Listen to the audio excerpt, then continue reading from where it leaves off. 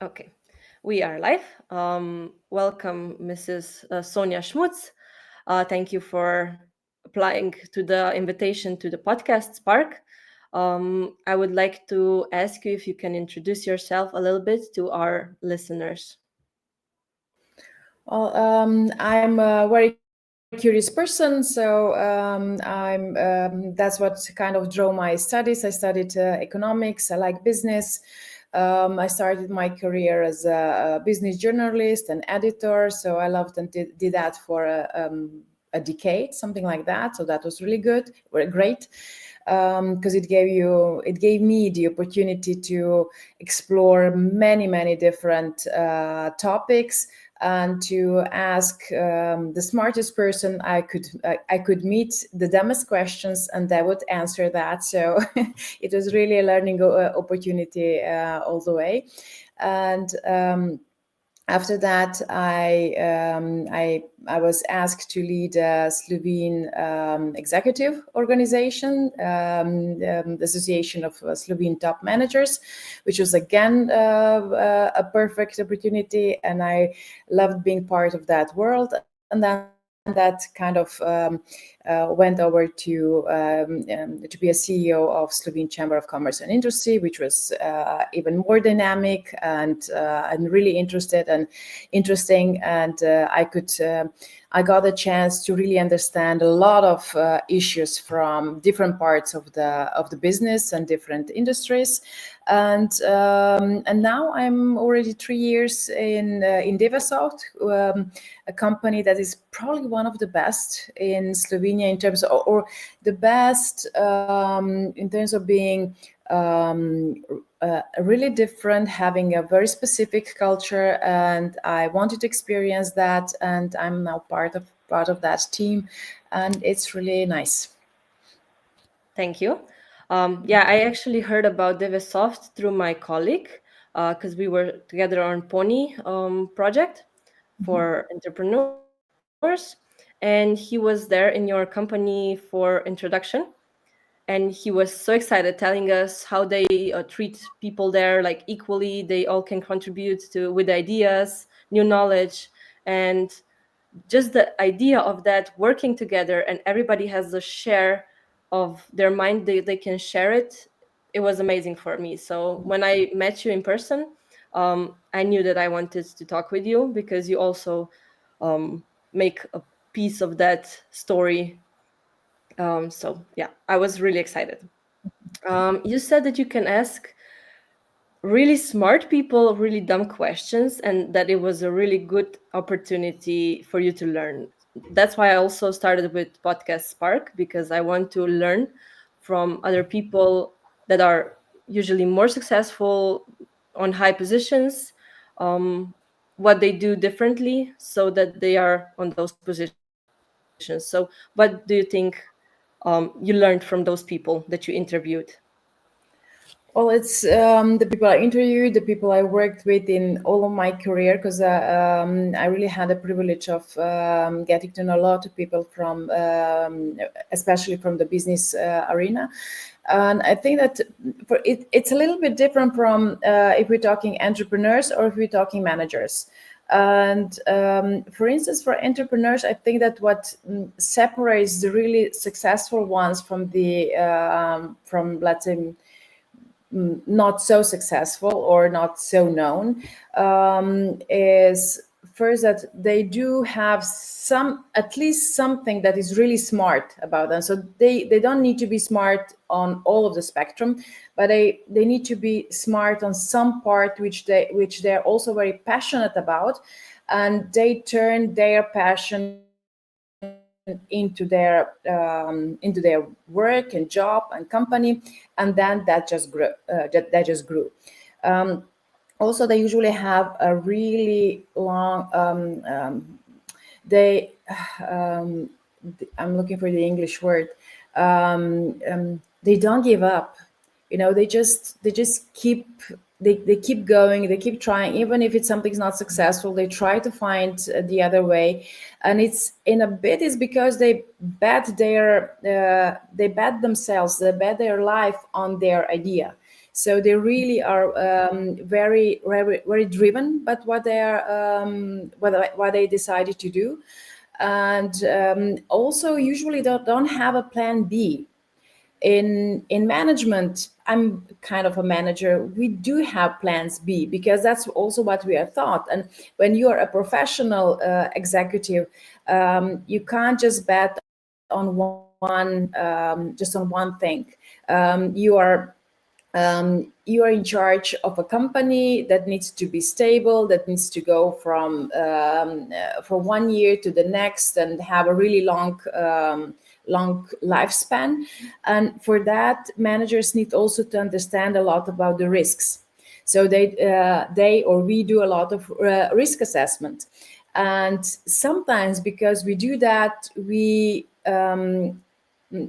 don't jump on all of the opportunities that maybe entrepreneurs would. So maybe that's kind of one of the differences.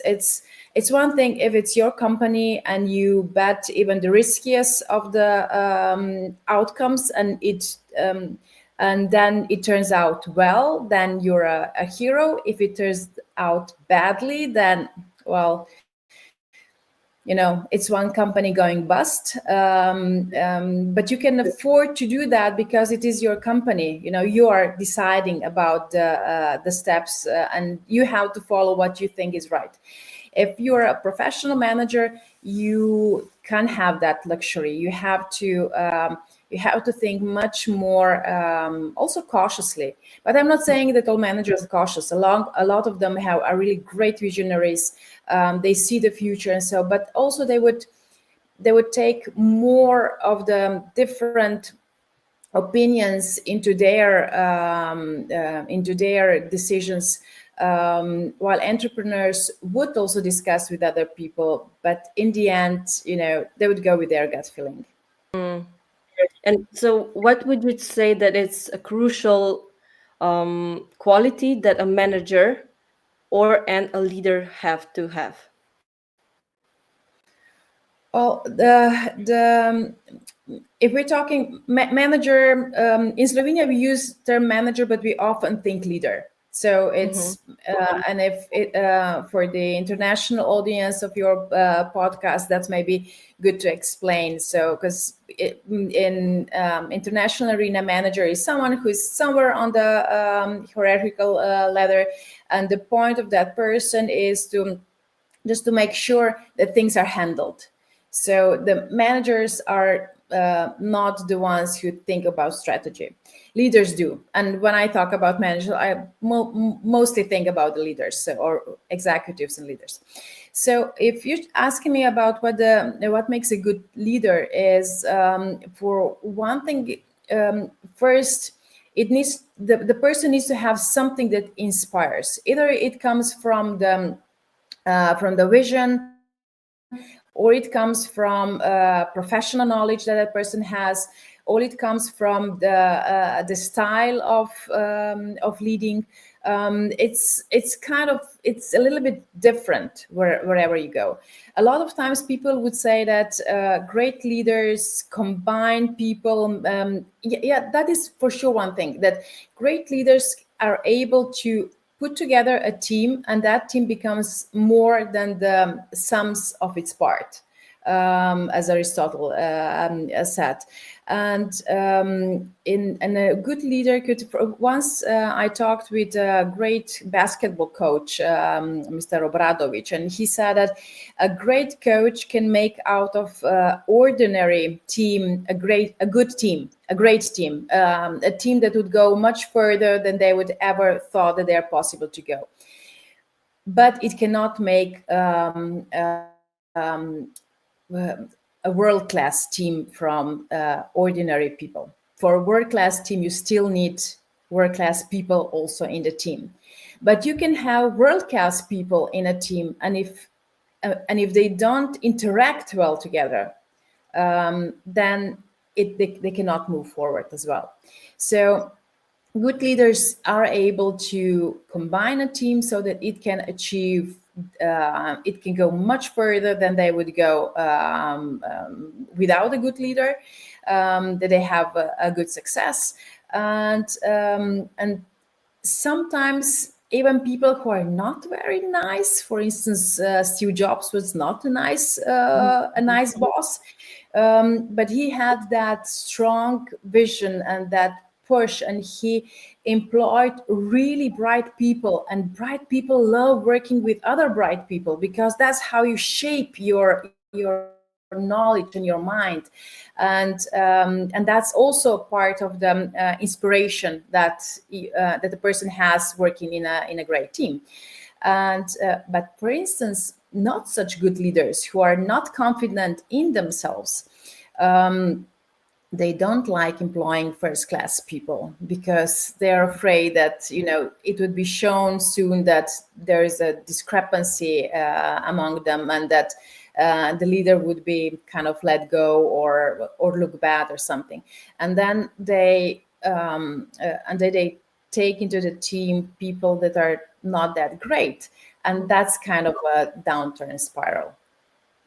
But I heard a lot of leaders say that they actually want to employ really smart people so that they can learn from them, even if they're like super smarter than them, just so that they can constantly grow. And I think that's also a really good position, like strategic move from some of the leaders. But yeah, you have to I have your. completely agree. It's yeah, if you're surrounded with smart people, there's always you will learn something. And as a saying also goes, if you're the smartest person in a room, you're in a wrong room. So whenever you feel that I'm the smartest there, it's that's a very dangerous position for a leader to think. Then that leader didn't combine a great team together, and a lot of learning and improving possibilities will just go by. So we need to. It's best when we have people that challenge us and that help us grow and learn, and because when we do that, also our work is better, and when our work is better, then the products and the services of the company that we work for are better, and then that company is more successful, and then not only our job but the jobs of the people who are in that company are more secure. And when we feel more secure, we can again give more to the company back. And with secure jobs, also the companies help in maintaining social stability. So it goes way beyond the company itself. So I really am a true believer that well-run companies, well-run economies are very important for everyday life. Yeah, I agree. If I would ask you, where do you like? I listened to one of the podcasts that you were in, and you have a lot of knowledge and also a lot of technical data, like with percentages, statistics. And I was wondering where you get the knowledge, because also for the positions that you have to have constant building of the knowledge and constant learning. How do you learn? As I said, I'm really a curious person, and I like looking at different kind of research, because I think that research are the best way of how to check your own opinions and to see whether those opinions are valid, or they're just my opinions, and they're not a true reflection of the world. Because it's very easy to love what you think, and it's very difficult to get into quarrel with yourself that something that you think needs to be rethought. That you and for me, when I look at different data, that's the way how I shift some of my opinions. They help me in yeah, exactly that. You need to check the data in order to see whether you are what you think is on the right track, or it's something that needs to be rethought. And then I try to follow that thread and find if something is different than I think.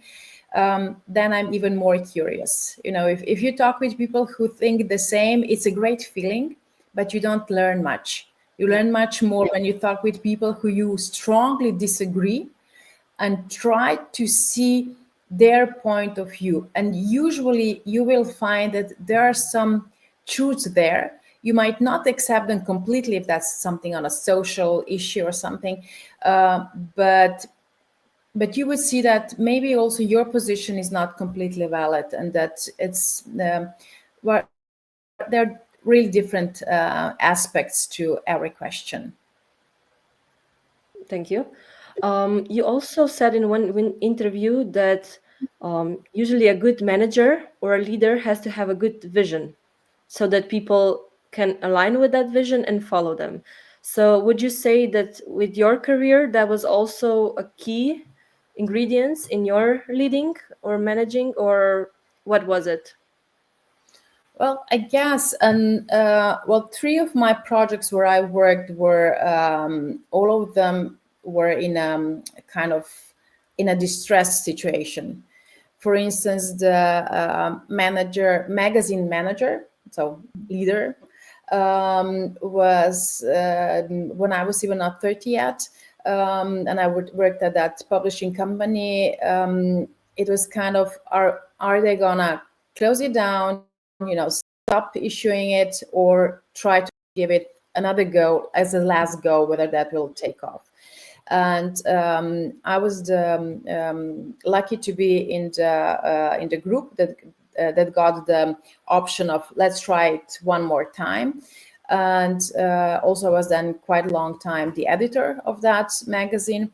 And that magazine turned out to be quite profitable, and it's still one of the titles that is still out there. It's in a different form, of course, because 20 plus years have gone by.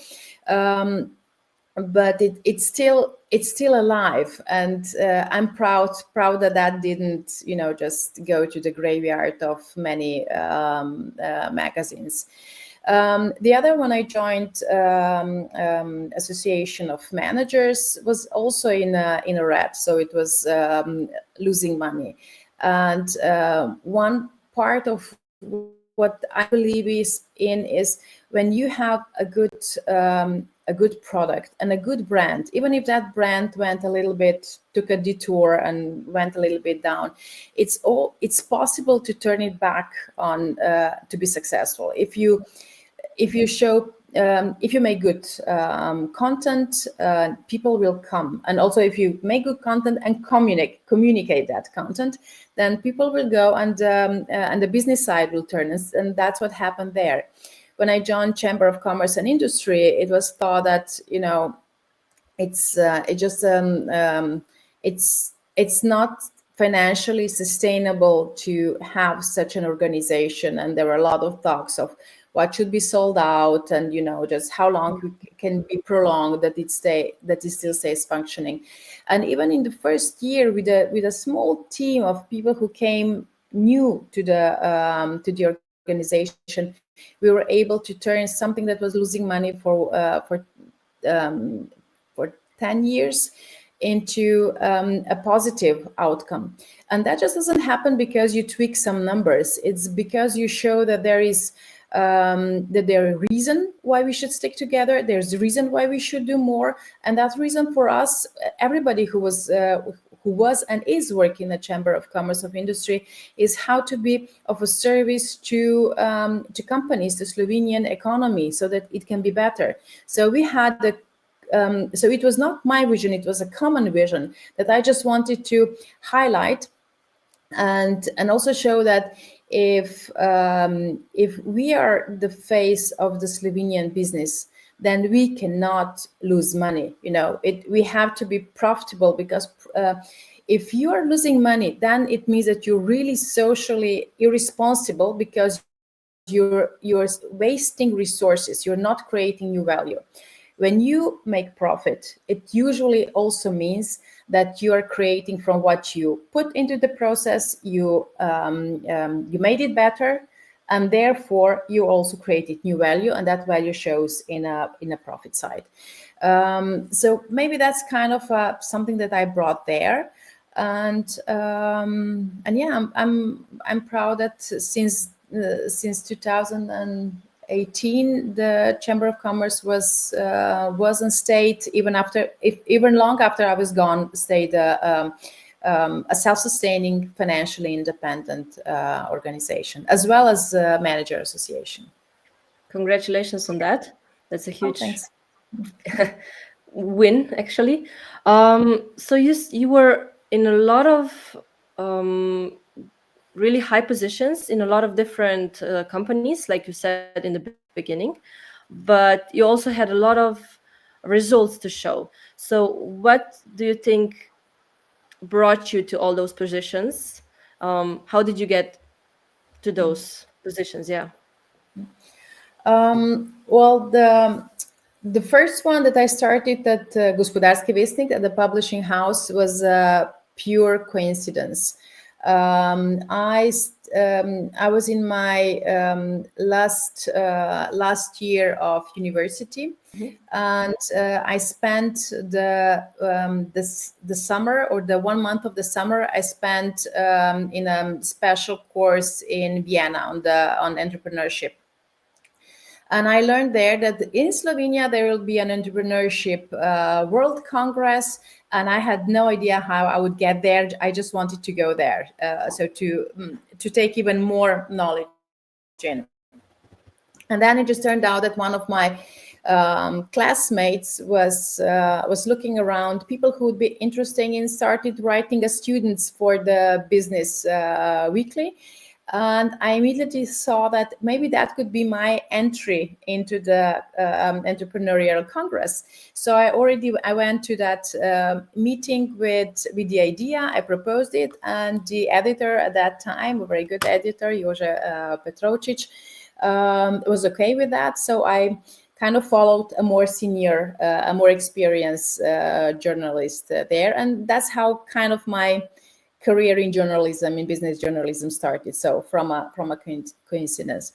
From there on, I was asked to move, and I was offered different positions. But I kind of like if I'm somewhere where I like it, I like to stay there, maybe longer than that would be actually beneficial. But if you have a lot of freedom, then you're always able to create your area of work and of interest.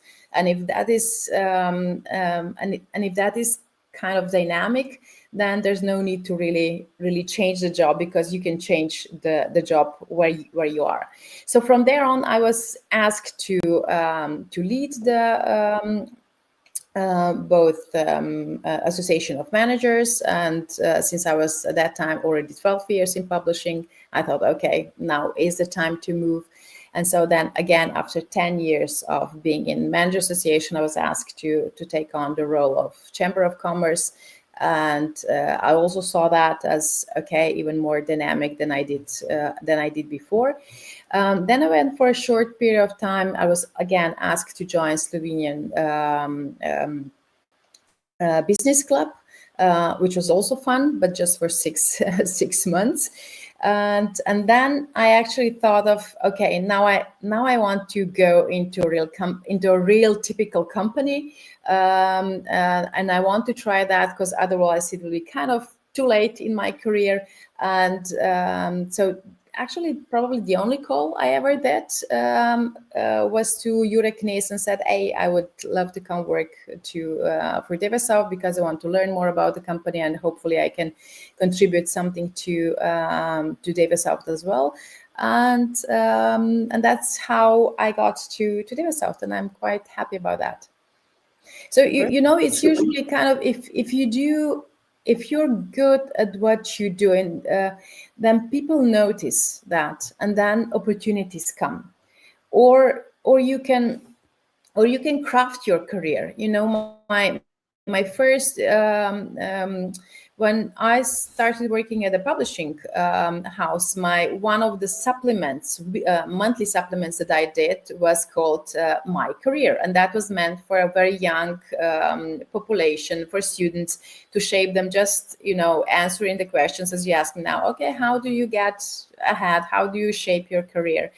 And since I was the editor of that, I looked a lot into those topics. And I also thought for myself, okay, since the journalism part is kind of just student work for me, that's how I thought at the beginning. I think I have also to think how I will do my career. I always saw myself in companies, in leadership positions, but I knew that for that you need to have a lot of knowledge. And my understanding was that you need to understand the finances and the account, how the finances work in a company, and then that kind of gives you to be whatever you want. So I thought, okay, the best thing would be if I would start to work in a bank, because then I would understand the finances. And from not me doing anything, actually, I got invited by a lady who was a general manager of one of the smaller Slovenian banks. And they said, okay, we'll wait for you until you finish your diploma, and then you can come and work, and then we will want you to come and work for the bank. And so I kind of finished my diploma. I went there for a trial. And after 4 hours there, everybody was very, very kind. Everything was great. But what I got as a work was typing the data in. And after 4 hours, I knew that that's not something that I can that I can live with, And the next day I came in and said, it's best for you not to waste your time training me, because I will not stay after 3 months. And also I had this comparison to how much more dynamic the world and the work is if you're a business journalist. So I had those two, and so that my plan of how to plan my career went south, and the other plan, kind of just let go, and it turned out well. That's sort of kind of road I took. Though it's not something I would recommend to anyone, to everyone. It's, sometimes things just turn for the best, and sometimes they turn for the best if you help them. Yeah. And you said that you wanted to learn about finances, and how would you recommend somebody who, like, usually we don't learn those things in school, and I also want to learn more about finances. We had like a glimpse of it in Pony, and I'm trying to learn through talking to different people. But how would you advise to other people to get this knowledge? Because the real learning actually starts when we finish school, and we need a lot Yeah. of things to learn to have a good life and to be maybe financially free. And yeah, what do you think is the crucial things that we need to learn, and how would you advise to learn those things? There are, in my mind, there are two types of finances. The logical part, which is really not difficult to understand, and that also goes into business. And then there is the high finance, which I'm also not an expert on understanding different investment instruments, or this or that, or even some of the accounting logic. That's beyond me. But in a nutshell, if you understand home finance, so the household finance, that's kind of pretty similar in a company as well. It's how much money does get in, where do we get the money from, and where do we spend that money on, and is the money that we spend it on best spent as we do it? Can we optimize it? So that's the basic logic. But to learn more, I think that nowadays it's so easy to get more knowledge via different podcasts, as you're doing it, but specialized for finance, or look at some YouTube tutorials. Then I think that also courses for non-financial people on finances are great way to go. But mostly we learn as we go, as you said. You start a company, you look for you try to understand what do all of the expressions mean. Then you have an accountant, the accountant explains something, and you kind of learn as you go. And it's not that complicated. if you have, like a small business. If that business grows, you will probably hire somebody whose passion is in finances, and then that person will take care of the finances and give you the outline of what you need to know.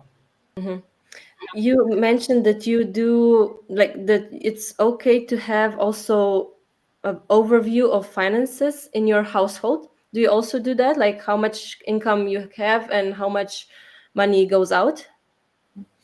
Well, both me and my husband, we both have kind of a similar philosophy that you cannot spend more than you earn. So, and till recently, we never had like a loan, and when we were building a house, we needed for a portion of that. But otherwise, we always said, okay, let's stay within our budget. So that was kind of you know overall, and if you're kind of careful of that, and then you don't need to be that specific on the smaller items, but you would then see, oh, we spent this month more. Why did that happen? It was, I know, this or whatever. But when I was younger, when I was a student, and I had like 3 jobs because I had to more or less sustain myself and also help with the family, then I would have like a little book, and I would write every of my expenses in there and all of my incomes. I would know exactly how much a liter of milk would cost, or a yogurt or something. I knew that because it was essential for me to know.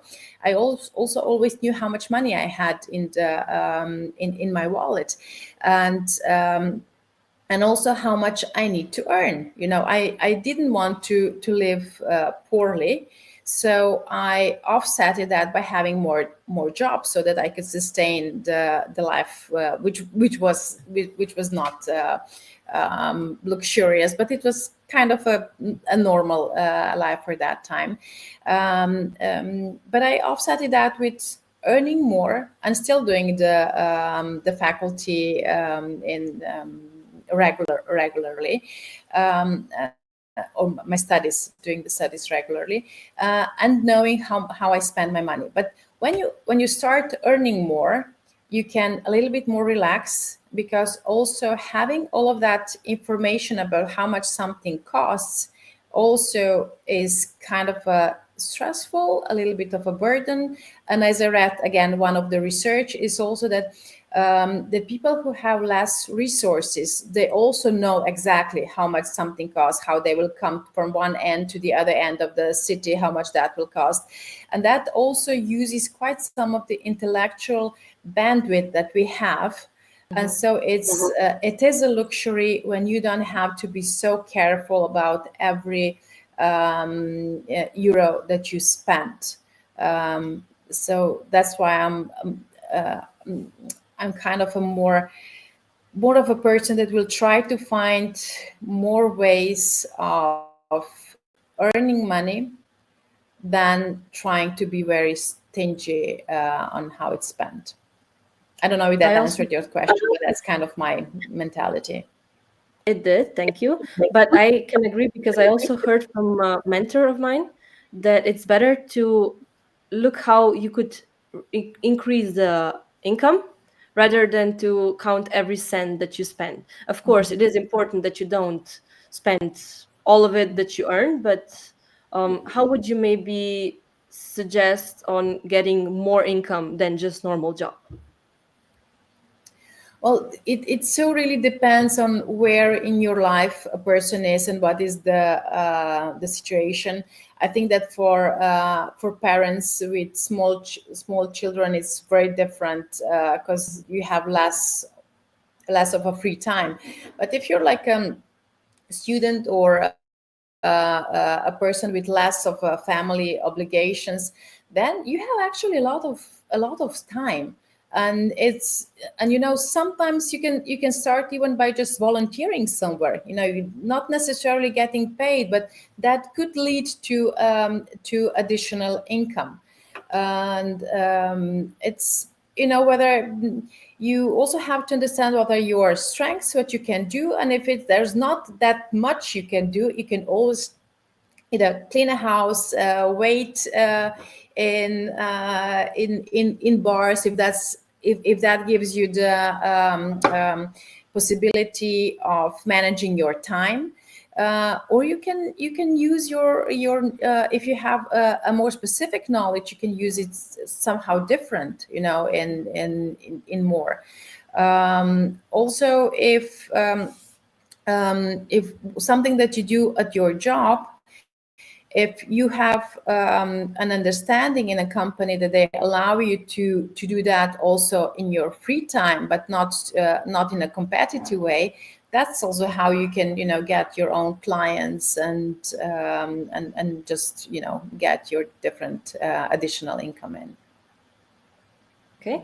I kind of am in a circle of entrepreneurs right now, SP as we call it in Slovenia. And I was we talk a lot about the taxes that they have to pay, also the amount of money they can earn dropped for some of them. So it's kind of a really big burden for them. How do you look on that? Because a lot of people actually want to start something to get extra money, like a little small entrepreneurship or whatever, but they are kind of afraid because of all those things. What do you think about that?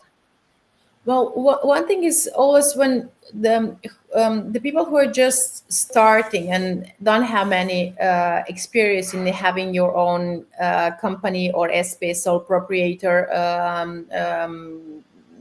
status, it's good to get to get a lot of information on from trusted sources. And we have in Slovenia we have this network of spot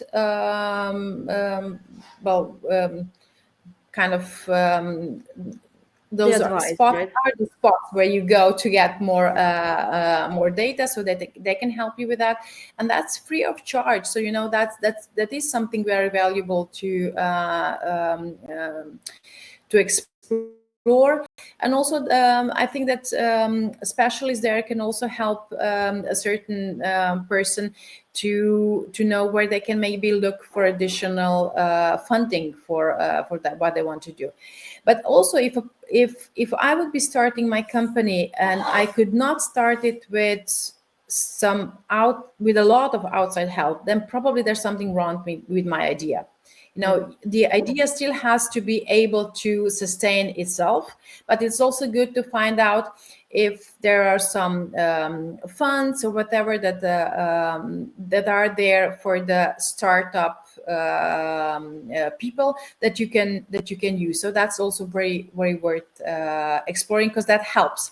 But still, your idea has to be able to carry on and not always having this crutch from getting additional funds. Though that is fine to get, but still, it has to be more sustainable. But once you have a company, it's people a lot of times have difficulty of letting go of certain products or services that they developed and they are not profitable. Also, when you ask about finances, it's important to understand if you have like 3 different things that you do, to be able to calculate exactly how much each of them actually costs, so that you can see, are you making any money? And if you're making any money, and then how you have to spend that difference from what you get on what you have to pay with that difference there, and how much actually really stays as a margin, as a profit. And if you realize that there is not a profit, then you have to think really carefully, am I willing to keep doing this because I believe this is just a phase and it will bring me to greener pastures? Or is it just something that I like doing and this is where I feel confident, even though I'm not actually making money of it, then you need to have a hard talk with yourself, and just, it's it is important to understand where you make the money when you make it, and how you can actually spend more time in in the areas that are more profitable, because that also means that there are more there's more demand for that, that people want more of that, and not maybe of something that you're actually losing money on. Yeah, but it's also important, as I see on my case, because I did the pony, how do you say, program, and I was Mhm. learning all of it. But then you just need the courage to go and try. And I think it's, for me especially, it's really hard to go out of those comfort zones and try it, because yeah, we hear all the time about the taxes, um the struggles they have. They don't have, if they get sick, they cannot go to paid, how do you say it in English? Sick leave, yeah. The sick leave is not paid because you have to earn for it. Yeah. Yeah, Mhm. and you get scared, and that's why I maybe didn't start it yet. I still want to Mhm. do it, but so Well, it sometimes it's a leap of fate. It's also, you can make a calculation of, okay, these are my savings. If I go into sole proprietorship with this idea and it doesn't work, how long can I live on my savings? Do I have a safety net of my family and friends that will help me if this doesn't work out? Because when you start a business, there's a big chance that it will not work, at least not the first time. But that's okay, because you can look at it also as, this is the next university that I will do, and it costs this much to get to the next stage of knowledge, and with that knowledge I will probably be able to do something else. For instance, my husband started a company, I think, like 12 years ago, and before he worked in a lot of French corporations that were business automotive French corporations that worked in Slovenia. And at one time he started his own company, and he started with importing the bicycles. And after quite some time, he realized that we are actually paying into the company, because it's not possible to make enough with a turnover that he had. It was just, the margin was too small on that item. But that what he started led him from bicycles to scooters, which he loved much more, and from scooters also to caravans and so sometimes something that is actually a bad business decision can be just a stone in getting further up and finding something that you're good at. So that's why maybe it's good, when you look at, and if you try to come up with the courage, just make your assessment. And a lot of times we can see that, hey, I can actually try this for 1 year. And if I optimize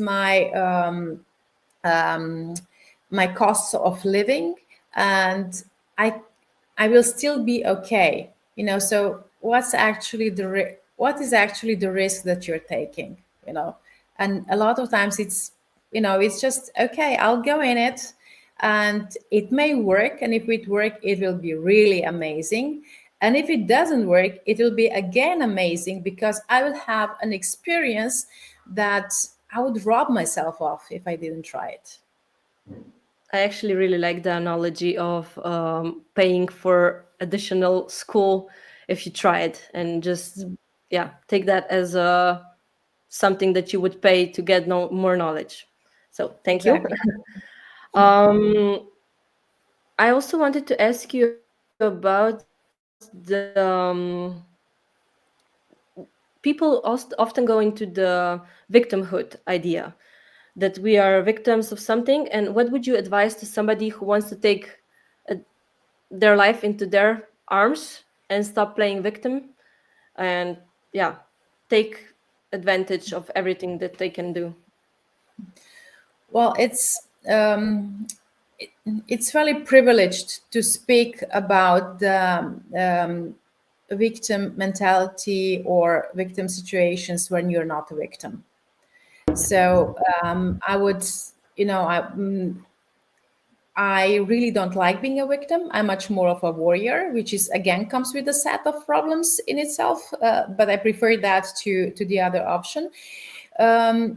But also, it's a lot of times wrong from people who are not in the situations where people who are victimized, and you try to advise them, and you have never walked a mile in their shoes. Is so I'm kind of trying to be careful of that.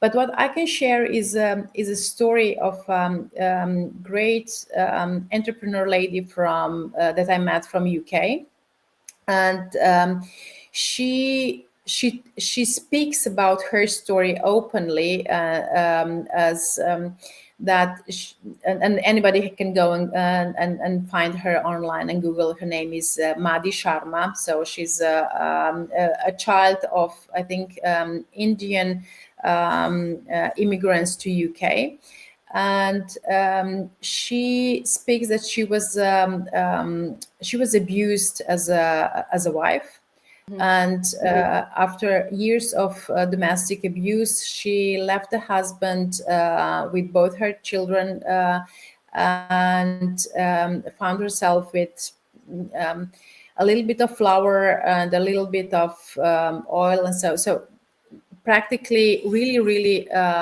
poor. But she made a few of the samosas and just brought them to the local store, to because she needed somehow to find a way how she will support herself and her children.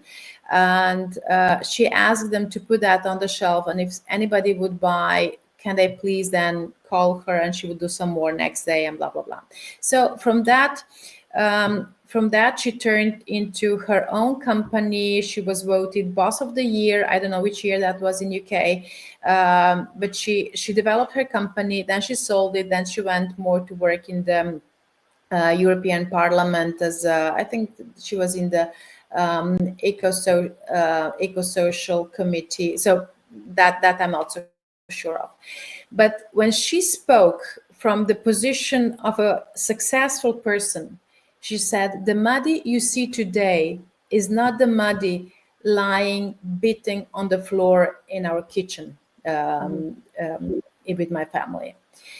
But she had to some. I think that sometimes when you're a victim of that kind, you either go through a catharsis, and you know that with this way there's just one way where I will end up, and that's not the path I want, so I have to do something radically different. And then you try, and then you start seeing a lot of nuisances, or a lot of other colors, and who you are as a person, and you start building your strength.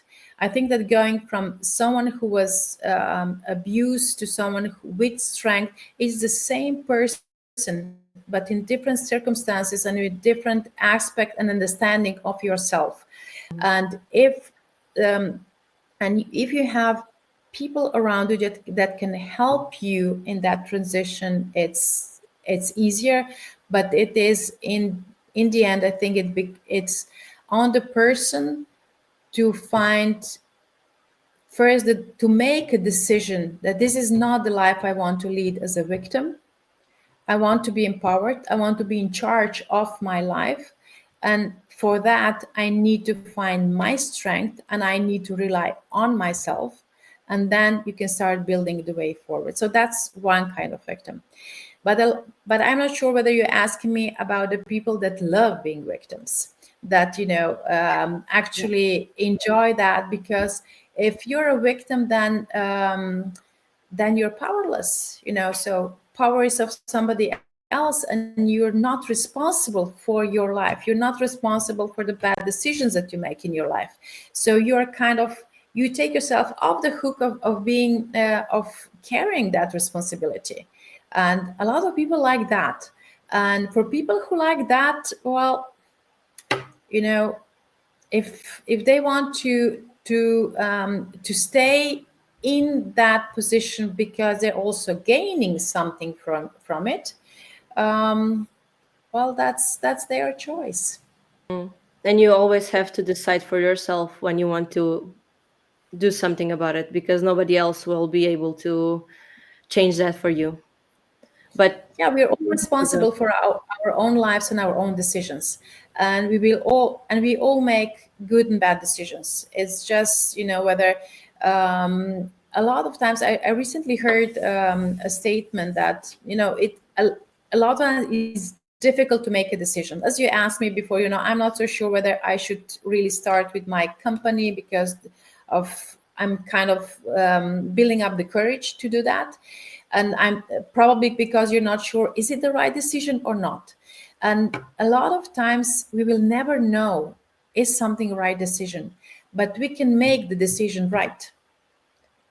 Once you decide, then, and you give everything that you have and that you can into that decision to be right, it a lot of times turns out to be right, or it seems as it's right, but you never know what is the other part, because you couldn't take that one. You had to choose one. But it's when you have first to make a decision and then do everything that you can to help that decision to turn out to be a good choice for you. And so it's also in our, either it's personal life or career life or entrepreneurial life, we have to, when we are faced with different kind of paths that we can take, we kind of try to evaluate them. But I think that in the end, we still decide for something that we go with our heart, and that heart can be either courageous, or it can be timid and don't want to take the risk. And whatever we choose, we then have to live with that and try to make the best of what we actually chose. But if we choose if what we choose, then we say that and try to portray that we are kind of a victim of something. That's not very adult. I find a lot of strength in these words and a lot of knowledge. So thank you. I hope it will be in use for somebody, but it's definitely really useful for me to hear those things. Um, the next question I wanted to ask you is, we talk a lot about stress and burnouts, and since you were in a lot of really stressful positions, really high positions that require a lot of energy, how did you take care of your health? Well, I'm not so sure I'm the best person to answer that. I kind of, I guess that I like stress more than average person. Not sure how that will have an impact on my health in the long term, but kind of, I get nervous when things are too smooth, so I like it dynamic. The kind of you offset that is, if at least for me, is family. Having your safe harbor where you can where you can come, and even if you're not in the best of the moods, they will still not kick you out. So that's also nice.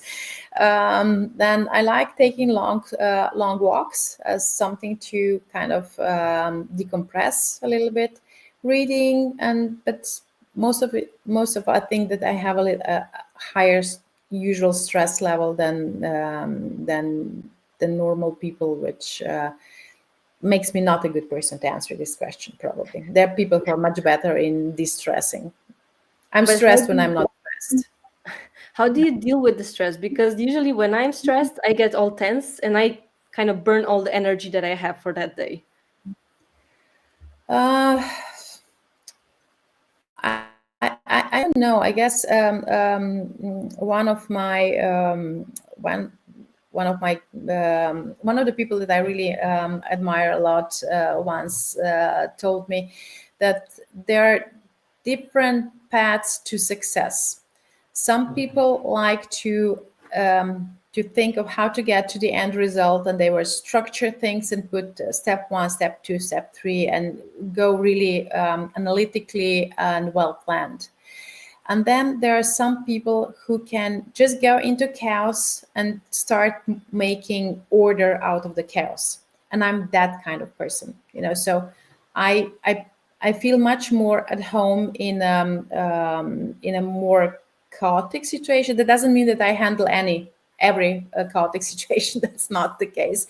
But if there are a lot of unknowns, I feel actually better, because then I have a feeling that me together with the team, we can more influence how those unknowns will turn out, and then try to make sense as we go. So that's the state where I actually thrive. I like that. I like those feelings. And what's difficult with that is that it just keeps your mind working all the time, and it's sometimes difficult to fall asleep, or you fall asleep really that tired and you wake up at 3 o'clock in the morning and you can't start sleeping again because those thoughts are still there. So that's something that I haven't mastered yet, how to kind of decompress more. Yeah, so if you find that answer, let me know. I'm actually doing a lot of research on that because I had the hamster mind, and I kind of make it work right now. I'm still learning, but it's really much better than it was. So maybe our next conversation can be about that. Yeah. I Um, think that a little bit helps if you, at least for me, if I try to do something different before I fall to sleep. Either it's reading a book or even watching a movie or something that doesn't demand a lot of my active thinking, or something that kind of pushes what was with me with the rest of the day and puts something else in the sleep mode, then it's a little bit better. At least that's something that I can say for me. I try not to watch television and phone 1 hour prior to sleep, and I go to take a hot shower, and I really try to be present when I'm taking a shower. So like it's just me and the hot water. Then I read a book and I try to fall asleep, and that's it. That's what works Good. for me. Hope that works. Yeah. Mm. Yeah. So are you happy? Would you say that you're happy? Yeah, I would say I'm happy. Yeah. Yeah, I That's have really a nice. nice to hear. I think I have. I do, and I have to consider myself as a lucky person, pretty privileged with family, interesting job. I live in a nice country. I think that yeah, there are a lot of things to be thankful for. Okay. The last question: what would you advise to somebody who has a dream or a vision, but they are kind of afraid to try and go for it? Well, I think that sometimes it's very good to put yourself to envision yourself like 10 or 20 years from now, when you're about to make a decision, and just to think of, will you think less of yourself, or will you be pleased with what you did now 10 years, when you look at yourself from 10 years from now. And if the answer is yeah, even if I don't go this road that I feel like is my dream, I will still be okay. That means that probably that was not completely your road, that this was just something that you wished for, but not something that you were willing to work for. That's Those are very different things. And But if you think of yourself, if I don't try, I don't know, being an artist or being an entrepreneur or being this or that, in 10 years I will regret I didn't do that. Then you have to follow it. No, if to wish and not to work on it is hallucination and also victim mentality. Mhm. Oh, I would want to be, I don't know, rich or what, or smart or whatever, but you don't read a book, you don't invest anything in there, so there's smartness doesn't happen in vacuum. But if you want to achieve something, and you set and you think of what are the best ways that I can think of to get me there, and even if I don't get to my end destination, I will know that I gave my best in at least trying. In 10 years, if I'm not at that position, I will not be, I will still be proud of myself for trying. That's maybe kind of what I would suggest. Can you live with yourself if you don't try? I agree. Thank you. Thank you very much for this conversation. And I hope we see each other on some other occasions as well. And I wish you all the best. I wish you too. Go and chase your dreams. You have the power for that. Thank you. Bye, Bye Kasia. bye.